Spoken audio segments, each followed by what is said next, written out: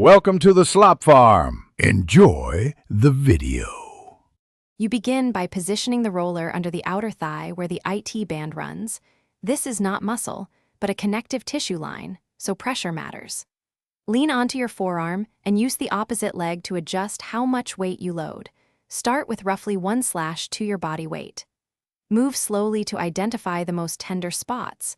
Once found, pause briefly and breathe into the sensation, because gradual exposure reduces guarding and teaches the tissue to tolerate change.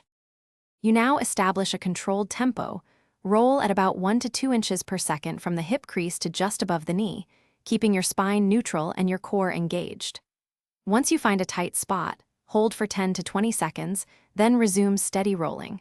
Repeat for 1 to 2 minutes per side, 1 to 2 sets.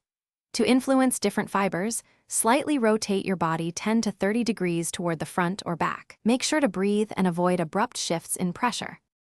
You finish by tapering pressure. Use light glides for 30 to 60 seconds to normalize tissue response, then immediately perform gentle dynamic hip glides or single-leg stance drills to reinforce movement patterns. Make this a regular habit, 3 to 4 times weekly as part of warm-ups and recovery, because connective tissue adapts slowly. If you feel sharp, shooting pain at any time, stop and reduce load. If pain persists, substitute strengthening and consult a clinician to rule out structural issues. Thanks for watching. Consider subscribing if we helped you today.